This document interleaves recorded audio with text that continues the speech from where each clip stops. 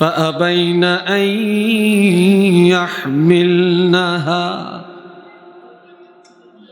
আসমান কোরআন গ্রহণ করতে রাজি হয় না, জমিনে রাজি হয় না, পাহাড়ে রাজি হয় না, তারা অস্বীকৃতি জানায়। ওয়া আশফাকনা মিনহা, শুধু তাই না, তারা এই ব্যাপারে চিন্তায় পড়ে যায়, ভয় পেয়ে যায়, শঙ্কিত হয়ে যায়। ওয়া হামালাহাল ইনসান, শেষ পর্যন্ত যে কোরআন আসমানে মানিয়ে নেয় না, জমিনে গ্রহণ করে না, পাহাড়ে গ্রহণ করে না, এই 30 পারা কোরআন নবীর উম্মত মানুষেরা গ্রহণ করে নেয়। লাউ আনজালনা হাযাল কুরআনা আলা জাবাল, এই 30 পারা কোরআন আমি আল্লাহ যদি পাহাড়ের মধ্যে রাখতাম, লারাআইতাহু, হাবিব অবশ্যই আপনি দেখতেন, খাশিআম মুতাসাদ্দিআম মিন খাশিয়াতিল্লাহ, আল্লাহর ভয়ে, এ কোরআনের ইজ্জতে পাহাড় চূর্ণ বিচূর্ণ, টুকরা টুকরা, ফারা ফারা, রেজা রেজা হয়ে যেত। আমি আল্লাহ এই কোরআন পাহাড়ে রাখি না, আসমানে রাখি না, জমিনে রাখি না, পশু পাখিকে দেই না, গাছপালার মধ্যে রাখি না, এই 30 পারা কোরআন আল্লাহর হাবিবের উপরে নাজিল করে আল্লাহ পাক নবীর উম্মতের ইজ্জত দুনিয়াতে, কবরে, হাসরে, সর্বত্র আমার আল্লাহ সম্মান বাড়াইয়া দিলেন।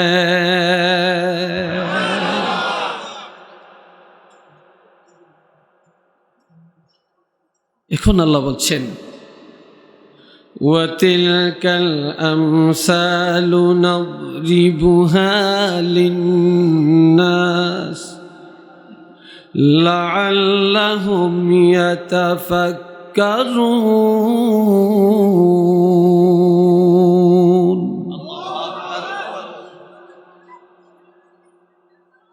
এই দৃষ্টান্তগুলি আমি আল্লাহ মানুষের কাছে এজন্য উপস্থাপন করি, যাতে করে বিশ্বজগতের মানুষ কোরআন নিয়ে চিন্তা করে, গবেষণা করে, জানার চেষ্টা করে, বুঝার চেষ্টা করে, উপলব্ধি করে। কোরআনের এলেমে মানুষ যখন জানে, জ্ঞানী হয়ে যায়। মানুষ যেন কোরআনকে শুধু গিলাপ লাগিয়ে ঘরের মধ্যেই ফেলে না রাখে, মানুষ যেন কোরআনের হেদায়েত অর্জন করতে পারে। একটু চিল্লিয়া বলুন না সুবহানাল্লাহ।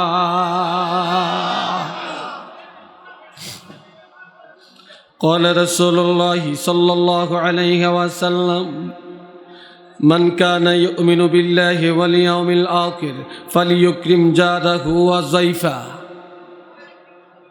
আল্লাহর হাবিব ইরশাদ করেন, যে ব্যক্তি আল্লাহকে বিশ্বাস করে, পরকালকে বিশ্বাস করে, সে যেন মেহমানকে সম্মান করে এবং প্রতিবেশীকে সম্মান করে। এটা কার হাদিস? নবীজির হাদিস। সেজন্য মেহমানকে সম্মান করে এবং প্রতিবেশীকে সম্মান করে। এই কোরআন দিয়ে আল্লাহ দয়া করলেন, আল্লাহ পাক নবীর উম্মতের ইজ্জত বাড়ালেন, সম্মান বাড়ালেন। কোরআনের কারণে আমাদের ইজ্জত, আরেকটা কারণে আমাদের ইজ্জত, সেটা হলো এশার নামাজ। বন্ধুরা রে আমার, আগের নবীরা 4 ওয়াক্ত নামাজ পড়ছিলেন, তবে এট এ টাইমে একসাথে পড়েন না। ফজর, জোহর, আসর, মাগরিব এই 4 ওয়াক্ত নামাজ ছিল আগে, তবে একসাথে না। এশার নামাজ কোনো যুগে কোনো কালে কেউ পড়ে না। আল্লাহ পাক আল্লাহর হাবিবকে বললেন, হাবিব আমি আপনাকে শ্রেষ্ঠ নবী বানাইলাম, আমার হাবিব বানাইলাম, শ্রেষ্ঠত্ব দান করলাম, কাউসারের মালিক বানাইলাম, মাকাম মাহমুদা দেওয়ার অঙ্গীকার করলাম। হাবিব শাফাতে কোবরার মালিক আপনাকে বানালাম, রহমত বরকত নেয়ামত সব আপনাকে দিলাম। হাবিব আপনার উম্মতরে আমি আল্লাহ একটা উপহার দিলাম। বলে কি গো আল্লাহ? বলে আপনার উম্মতের ইজ্জত বাড়াইয়া দেওয়ার জন্যে আমি আল্লাহ এশার নামাজ উপহার দিলাম।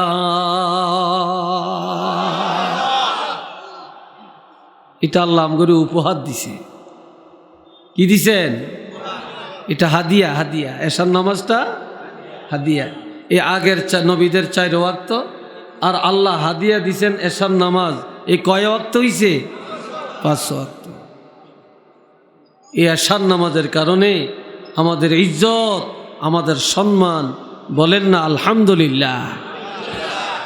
3টার মধ্যে একটা হইল কোরআন, একটা হইল কি? কোরআন। এটা কোন কোরআন? একদিন সাহাবায়ে কেরাম আল্লাহর হাবিবকে প্রশ্ন করলেন, এই কোরআনের সম্মান কেমন, কোরআনের ইজ্জত কেমন?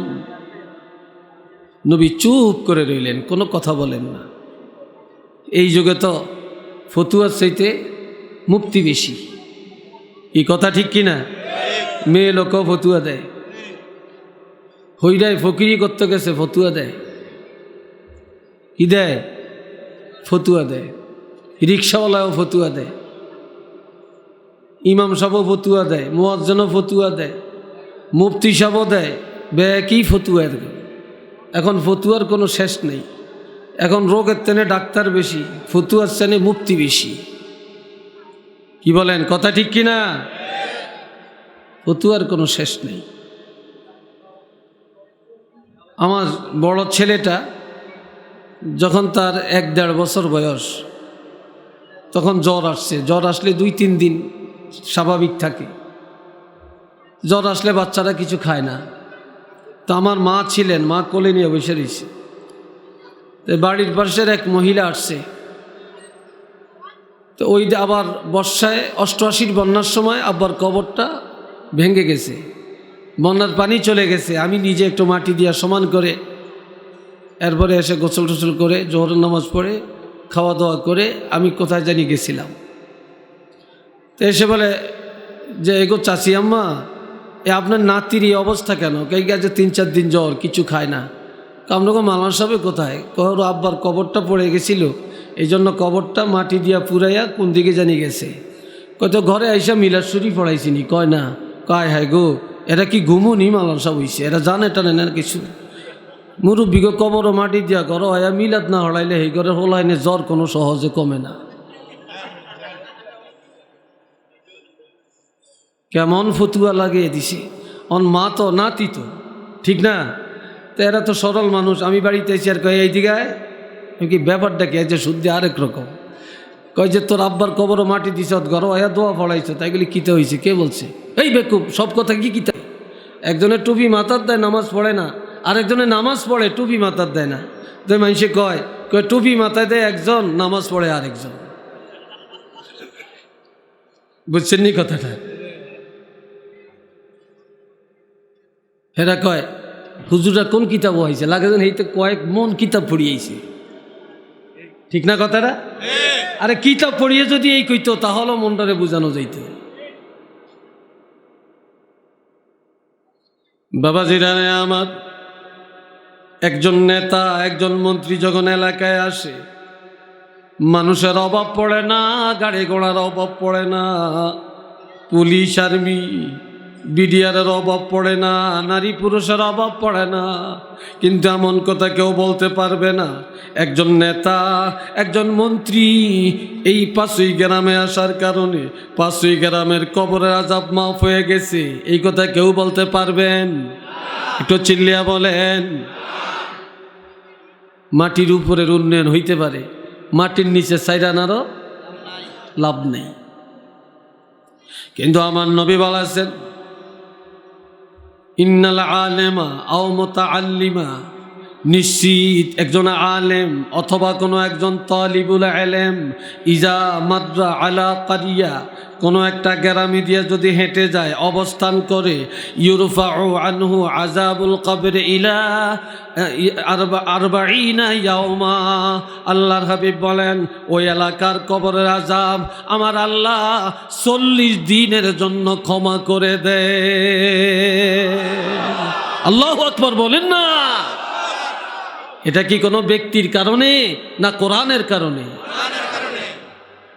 এই লোকটার পিছনে অন্তরে আল্লাহর কোরআনের নূর আছে, যার কারণে এমন লোক এলাকায় অবস্থান করার কারণে 40 দিনের জন্য কবর আযাব মাফ হয়ে গেছে। এক কিতাবে আসছে আল্লাহ এত দয়ালু, কোনো কবরের আযাব একবার যদি আল্লাহ মাফ করে দেন, বন্ধ করে দেন, তাহলে ওই কবরে আযাব দিতে পুনরায় আল্লাহর কাছে লজ্জা লাগে। আল্লাহর কাছে কি লাগে? লজ্জা লাগে। বন্ধুরা রে আমার, এটা দামি, এটা সম্মানী কিতাব। সাহাবীদের প্রশ্ন ছিল কিতাবটা ছিল কোথায়? ফি কিতাবিম মাকনুন।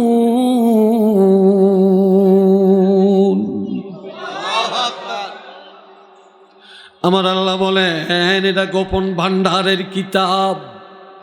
আলহামদুলিল্লাহ কোন? লৌহে মাহফুজে গোপন ভান্ডারে এই কিতাব আল্লাহ সংরক্ষণ করেছেন।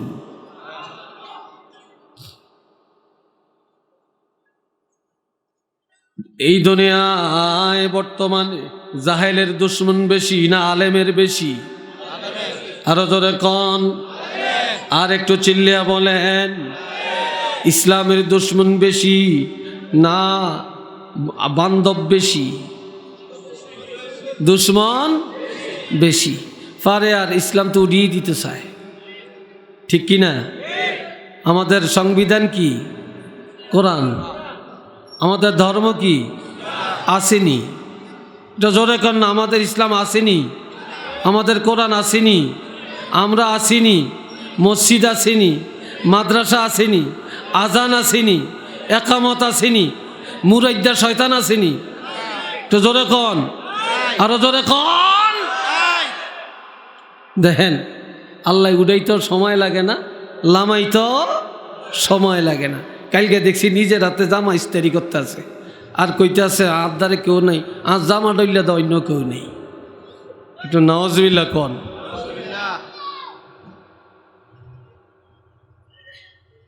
আল্লাহ আপনার কাছে মনে কষ্ট লাগছে কেন? কষ্ট লাগছে মনে হয়। আর একদল তো আছে শয়তান মার্কা, কষ্ট তো একত্রে লাগবেই, কি ঠিক না? আল্লাহ তো কইছে মিনাল জিন্নাতি ওয়ান নাস, জিন জাতি আর শয়তান জাতি আছেই। তবে জিন জাতি এখন নাই, জিন জাতীয় শয়তান নাই। তাকবীর দিলে থাকে না, আজান দিলে থাকে না, একামত দিলে থাকে না, লাঠি দেখলে থাকে না, আগুন জ্বালাইলে থাকে না, লা হাওলা পড়লে থাকে না।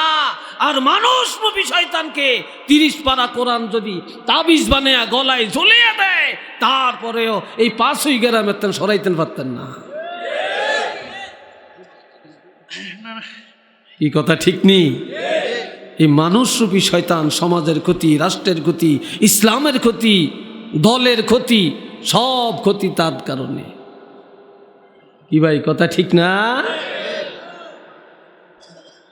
দুনিয়া সব আলেম করে যদি ব্রাশ পায়ার করে মেরে ফেলা হয়, সমস্ত হাফেজে কোরআনদেরকে যদি আগুনে পড়াইয়া ছাই করে দেওয়া হয়, ইমাম মুয়াজ্জিনকে যদি জেলখানায় আবদ্ধ করা হয়, সমস্ত মুহাদ্দিস মুফাসসির ওলামায়ে কেরামদেরকে যদি জবাই করে দেওয়া হয়, সমস্ত কোরআন শরীফগুলো যদি মহাসাগরে ফেলে দেওয়া হয়, তারপরেও ইসলাম ধ্বংস হবে কিনা বলেন?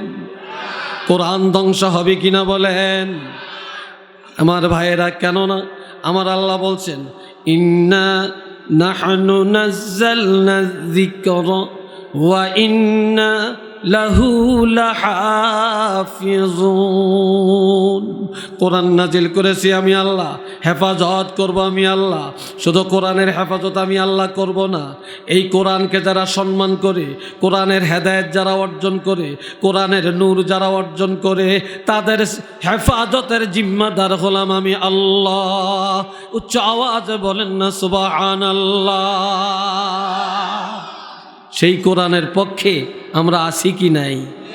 আরেকটু জোরে কন, আরো জোরে বলেন। কারা কারা পক্ষে নাই একটু হাত তোলেন। মাশাআল্লাহ, যথেষ্ট যথেষ্ট সচেতনতার সাথে আপনারা কথা শুনছেন। তাহলে আমরা সবাই এই কোরআনের পক্ষে আছি তো? দুইটা হাত তুলে দেখাতে পারবেন? সবাই বলেন আল্লাহু আকবার। আল্লাহ কবুল করেন, উচ্চ আওয়াজে বলেন আমিন। আল্লাহ লা ইয়ামাসসুহু ইল্লাল মুতাহহারুন।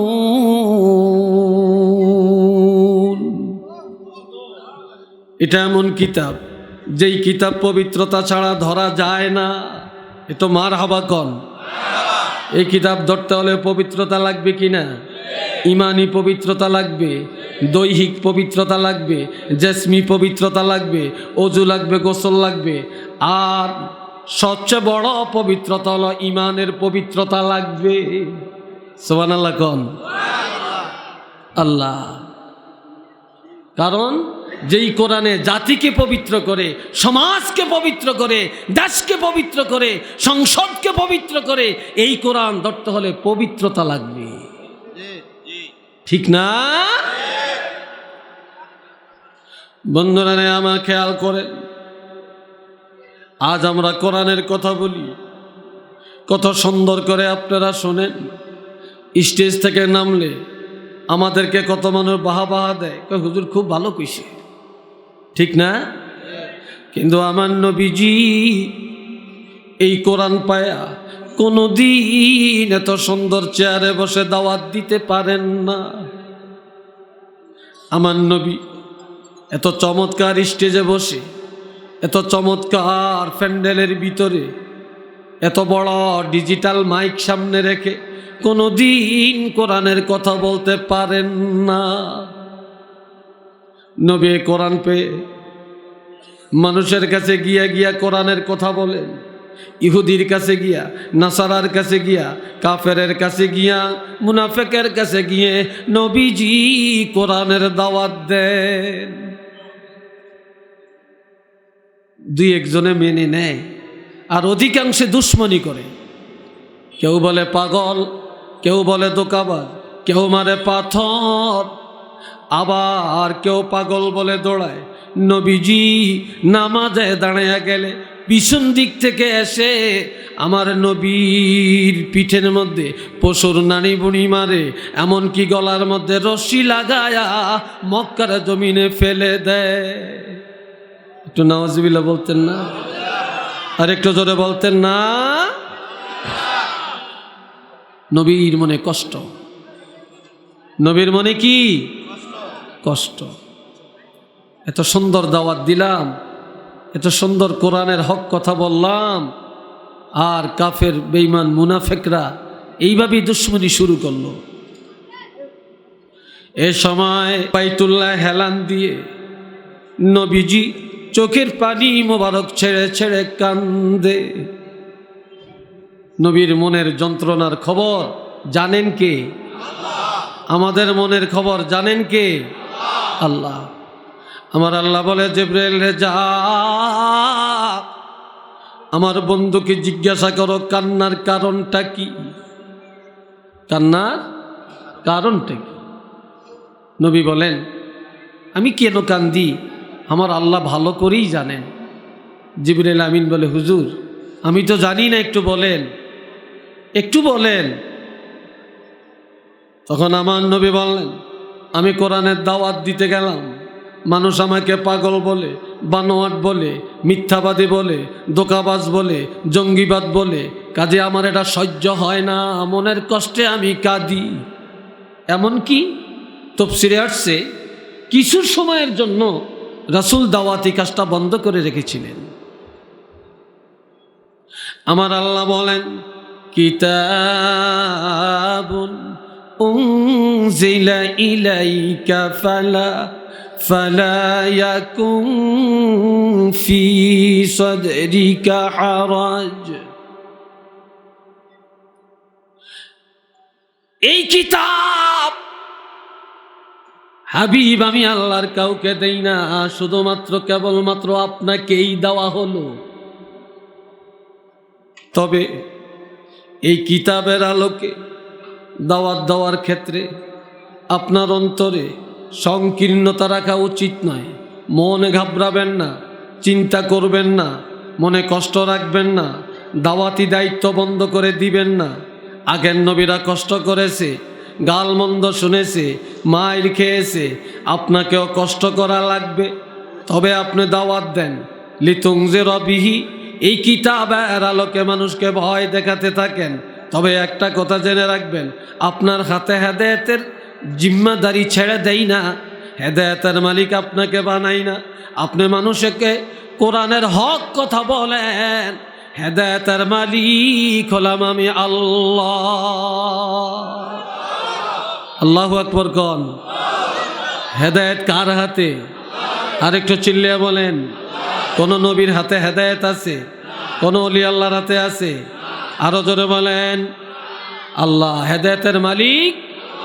তবে ওয়াজিকরা লিল মুমিনিন,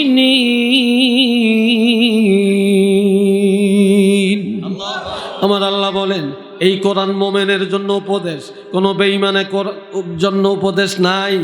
এ কোরআনে মোমেনের জন্য নামাজের উপদেশ, জাকাতের উপদেশ, হজের উপদেশ, বিবাহের উপদেশ, রোজার উপদেশ, তালাকের উপদেশ, রাজনীতির উপদেশ, ব্যবসার উপদেশ, সমাজনীতির উপদেশ, রাষ্ট্রনীতির উপদেশ, অর্থনীতির উপদেশ, এ টু জেড এই কোরআনের যত উপদেশ সব হলো মোমেনের জন্য।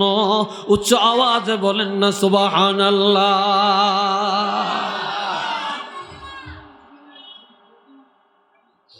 কোরআনের উপদেশ কোনো বেঈমান রে নামাজের কথা কইছে নাকি? হ্যাঁ, কোরআনের যত উপদেশ আছে মোমেনের জন্য, আর মোমেনরাই কোরআনের উপদেশ মেনে নিবে।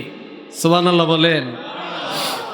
আল্লাহ, এবারে আসেন, আমরা কোরআন পাইয়া খুশি, কষ্ট তো নবী করছে, ঠিক না? আমরা তো হাগুয়া দন হাইছি, এই জন্য আমাদের কি নাই? কষ্ট নেই। বাবা যেটারে আমার হাত, আমাদের ঘরগুলি কবর, আমাদের ঘরগুলি কি? قال رسول الله صلى الله عليه وسلم لا تجعلوا بيوتكم مقابر। আমার নবীজি ইরশাদ করেন, ও দুনিয়ার মানুষেরা, তোমাদের ঘরগুলা কবর বানাইও না। ঘরের কি বানাইও না? জোরে কোন। অন ঘর আর কবর কি এক জিনিস? কি বলেন এক জিনিস? গোরস্থানি একটা, ঘরই একটা। কিন্তু নবী বলছেন ঘরের কবর বানাইও না, গোরস্থান বানাইও না। এই কথার অর্থ হলো কবরে নামাজ নাই, কবরে তেলাওয়াত নাই, কবরে জিকির নাই, কবরে তালিম নাই। কি বলেন আছে নাকি? আছে কেন কি? আরো যখন আছে নাকি? কবরে নাই। যে ঘরে তেলাওয়াত নাই, যে ঘরে কোরআনের চর্চা নাই, যে ঘরে নামাজ নাই, যে ঘরে ইবাদত নাই, যে ঘরে জিকির নাই, এটাও কবর। এটাও কি? এটাও কবরও ইবাদত নাই, কবরও তেলাওয়াত নাই, আমাদের ঘরের মধ্যে তেলাওয়াত নাই।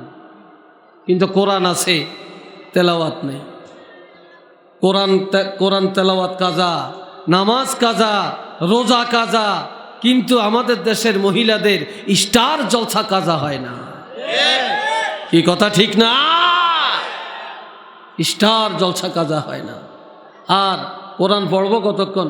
রাইটটা হওয়াইলে এই ফাটাল, ওই যে বর্তমানের না ফাটার মতো মোবাইল একটা রাখে, এই রাইটটা হওয়াইলে এইভাবে ঠেলে, এইভাবে ঠেলে, রাইট ঘুম যায়। আগের জমানায় আমরা দেখছি আমাদের চাচি, জেঠি, মা, খালা, এরা কোরআন শরীফ পড়তো, আহাদনামা পড়তো, আয়াতুল কুরসি পড়তো, শেষের ছোট ছোট সূরাগুন পড়তে পড়তে ঘুমাইতো। আর এখন এরা এই আঙ্গুল দিয়ে খালি ঠেলে ঠেলতে ঠেলতে রাত কাটায়। যত আজে বাজে ফেসবুক দেখে, নেটের মধ্যে যত নোংরা ছবি দেখে, নোংরা কথাবার্তা শুনে, যত প্রেম প্রীতির আলাপ আলোচনা করে। আর রাতকার 12টার পরে বিদেশি স্বামীর সাথে ভিডিও কলে সংসদ বসে। কি কথা ঠিক না?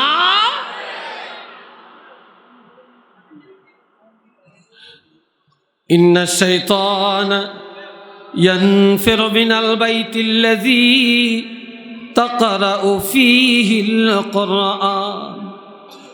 যে ঘরে প্রতিদিন কোরআন তেলাওয়াত হয়, ওই ঘরের থেকে শয়তান দূর হয়ে যায়, গজব দূর হয়ে যায়, বালা দূর হয়ে যায়। আর তিরমিজির আরেক রাওয়ায়াতে আসছে, যে ঘরে প্রতিদিন সূরা বাকারা শরীফ একবার তেলাওয়াত করা হয়, ওই ঘরের থেকে শয়তান দূর হয়, রহমত বরকতে পরিপূর্ণ হয়ে যায়।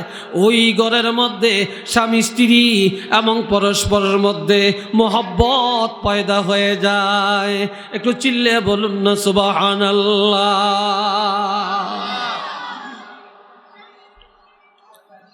আজ কোরআন এক জায়গায়, আমরা আর এক জায়গায়, ঠিক না? আমার নবী এই কোরআন পায়া রাইতো কোরআন পড়ে, দিনও কোরআন পড়ে। বর্তমানেও যারা মক্কা শরীফ গেছেন, মদিনায় গেছেন, দেখেছেন প্রত্যেকটা ফিলারার সাথে বক্স আছে, অসংখ্য কোরআন শরীফ আছে। নামাজটা হয়ে গেলেই সবাই কোরআন নিয়ে বসে যায়। কি নিয়ে বসে যায়? কোরআন নিয়ে বসে যায়। বন্ধুরা রে আমার, একটু পানি দিয়ে নাও। কষ্ট হচ্ছে আপনাদের না? বিরক্ত লাগছে মনে হয়? আল্লাহ আলহামদুলিল্লাহ, আপনাদের তাওয়াজ্জুহ খুব ভালো লাগছে। আল্লাহ কবুল করেন, সবাই বলেন আমিন। নবী এশার নামাজ আদায় করে 2 রাকাত নামাজের নিয়ত করতেন। কয় রাকাত? এই 2 রাকাত নামাজের মধ্যে সারা রাত দাঁড়ায়া দাঁড়ায়া 30 পারা কোরআন খতম করে দিতেন। নামাজ কয় রাকাত? কোরআন শরীফ কয় পারা? 30 পারা। 5ই মাদ্রাসার হাফেজ সাহেবরা রমজান মাসে হুজুরে যদি মসজিদে হাফেজ সাহেব করে ভাগ করিয়া দেয়, খতম তারাবি পড়াইতো।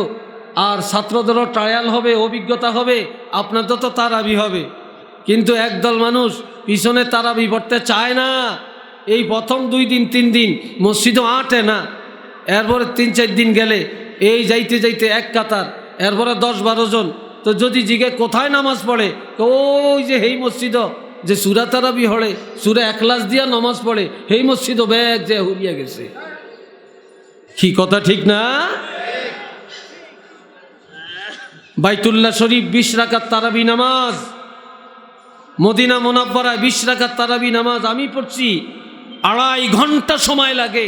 আমাদের দেশের মধ্যে এত তুতি পড়ে না, এরা হদর পড়ে, এত ধীরস্থিরভাবে পড়ে, একটা মানুষ বিরক্তি বোধ করে না।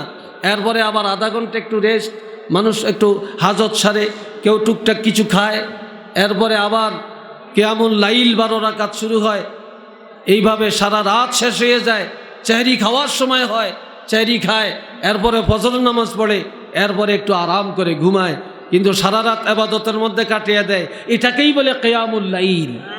কথা বুঝছেন? রাত ভর ইবাদত করা।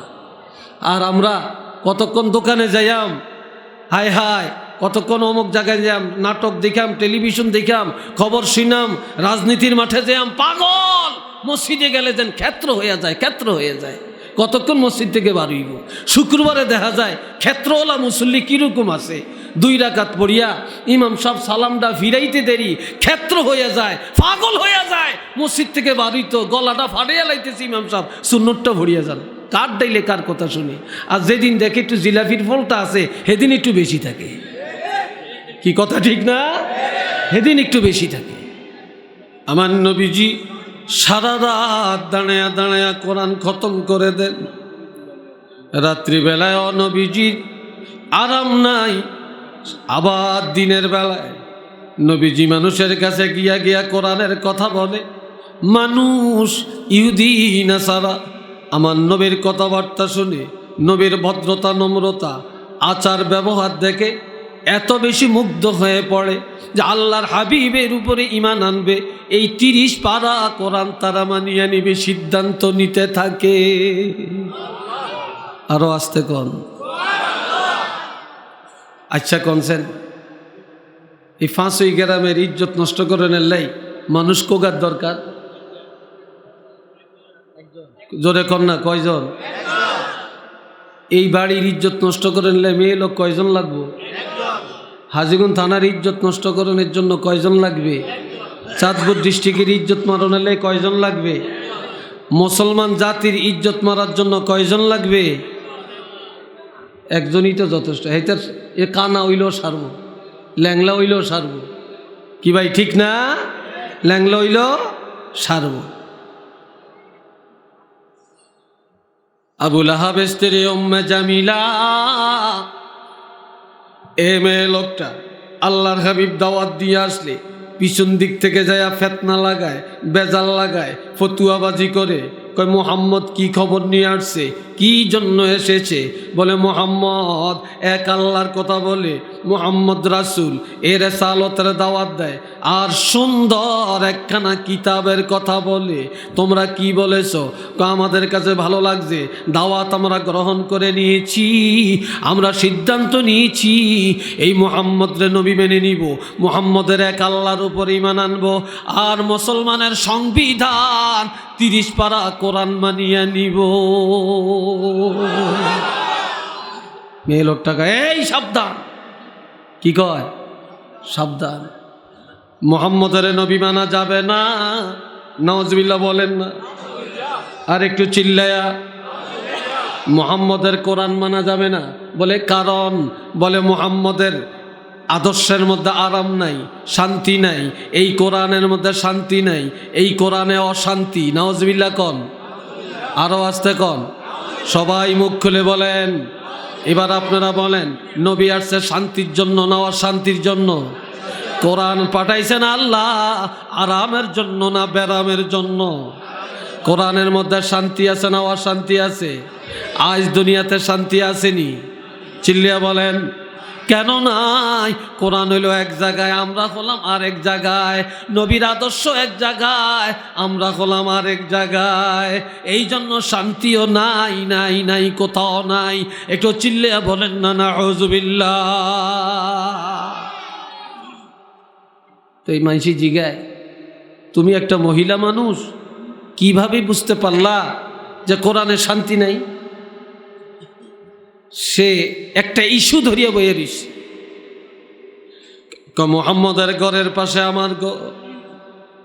এই 30 পারা কোরআন পেয়ে সারা রাত ঘুমায় না, সারা রাত দাঁড়ায়া দাঁড়ায়া কোরআন পড়ে।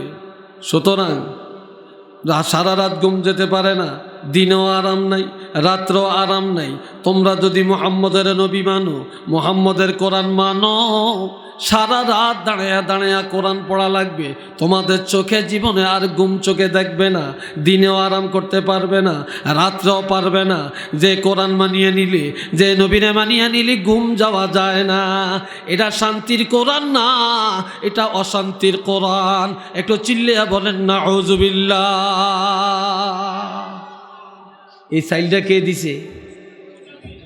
উম্মে জামিলা কে? পরিচয় কি? আবু লাহাবের স্ত্রী, যে নাকি আমার নবীর চলার পথে কাঁটা দিয়া রাখত। নাউজুবিল্লাহ বলেন। নবীর পাও মোবারকে একটা কাঁটা কোনোদিন লাগছে? চিল্লে এখন লাগছে? আর নবীর কদম মোবারক দেখা মাত্র কাঁটা মোমের মতো গলে মাটি হয়ে গেছে। লাগা তো দূরের কথা, এত করে মানুষের মন ঘুরে যায়, মন ঘুরে যায়। আমার নবীর মনে ব্যথা, আর আমার আল্লাহ এত মায়া ভরা মন দিয়া নবীর সান্ত্বনার সাথে ডাকেন, তাহা,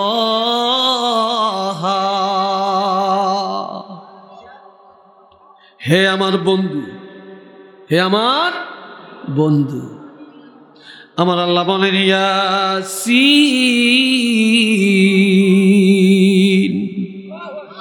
হে আমার হাবিব, হে আমার দোস্ত। কি সুন্দর করে আল্লাহ ডাক দেন নবীরে।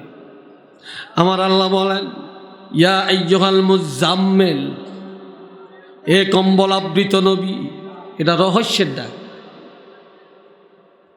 আবার আমার নবী যখন রাস্তা দিয়ে হেঁটে যায়, কম্বল মোবারক হাতে গুছিয়ে রাখে। আমার আল্লাহ ডাক দেন, ইয়া আইয়ুহাল মুদ্দাসসির, ও কম্বল ওয়ালা নবী। একটু মার হবা কন। আমার আল্লাহ কয়, মা কানা মুহাম্মদ মুহাম্মাদুর রাসূলুল্লাহ ওয়া মা মুহাম্মাদুন ইল্লা রাসূল।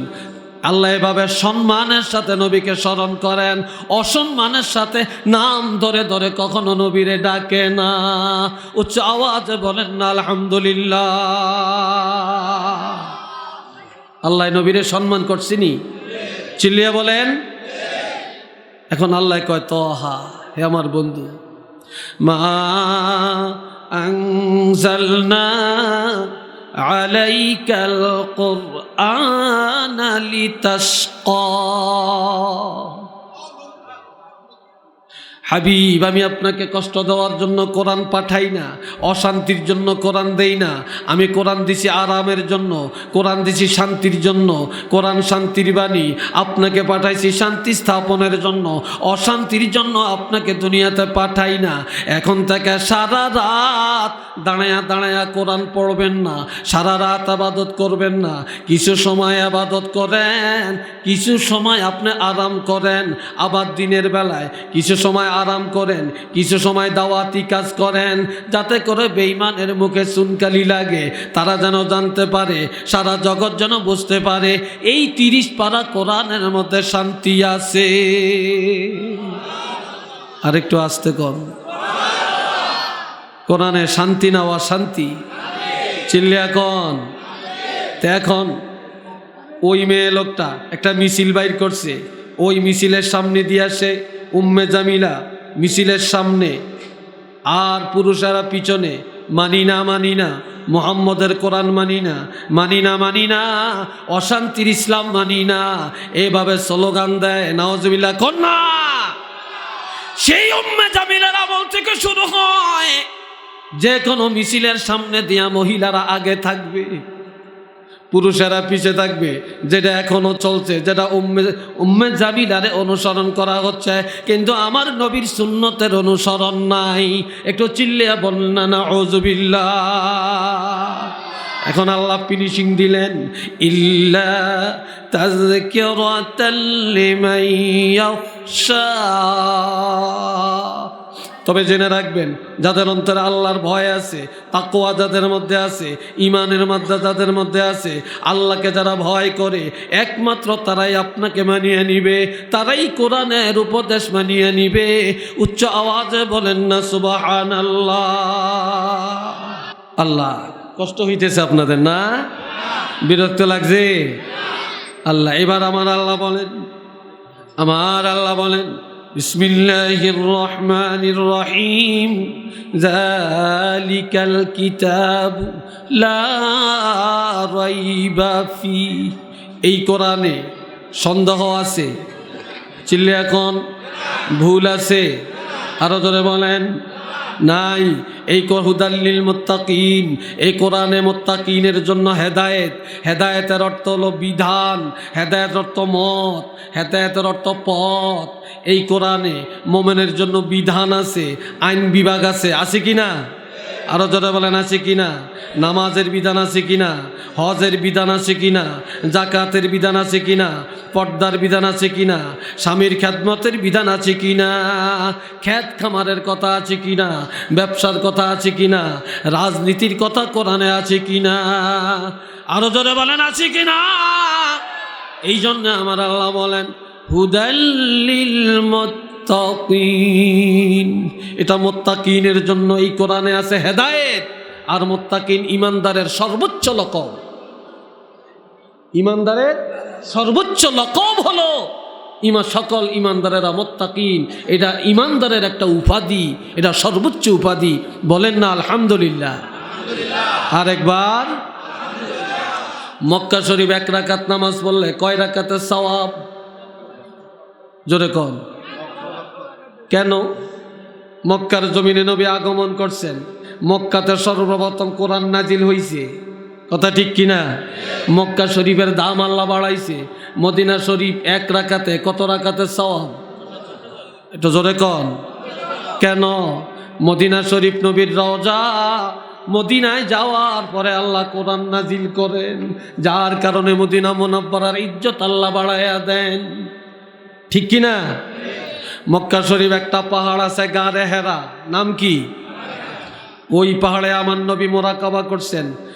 আল্লাহ পাক সর্বপ্রথম ওই পাহাড়ের মধ্যে কোরআন নাজিল করেন, ইকরা বিসমি রাব্বিকাল্লাযী খালাক, খালাকাল ইনসানা মিন আলাক, ইকরা ওয়া রাব্বুকাল আকরাম আল্লাযী আল্লামা বিল কলম, আল্লামাল ইনসানা মা লাম ইয়ালাম।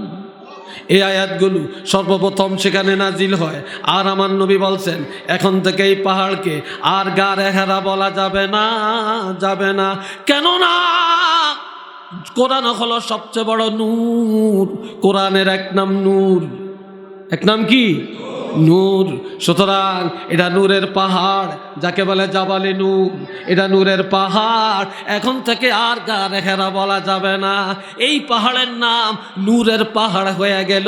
একটু চিল্লিয়ে বলেন না সুবহানাল্লাহ। পাহাড়ের দাম আল্লাহ বাড়াইছেন না কমাইছেন? আরো জোরে কন। যেই জায়গায় কোরআন নাজিল হইছে, কিয়ামত পর্যন্ত ওই জায়গায় রহমত নাজিল হইতে থাকবে। এবারে আসেন, রমজানের দাম বেশি না কম? চিল্লিয়া বলেন। কেন? রমজান কোরআন নাজিলের মাস, ঠিক কিনা? রমজান মাসে একটা রাত আছে, রাতটার নাম কি? এই রাত্রে এক রাত্রে ইবাদত করলে 83 বছর 4 মাসের চাইতে আরো বেশি সওয়াব পাওয়া যাবে। কেন? এই রাত্রে আল্লাহ দুনিয়ার আসমানে বাইতুল আতিক নামক একটা মসজিদ, ওই মসজিদে 30 পারা কোরআন একসাথে নাজিল করছেন আল্লাহ। এবারে আসেন, আপনাদের এলাকায় মান্দার গাছের কেফি কত?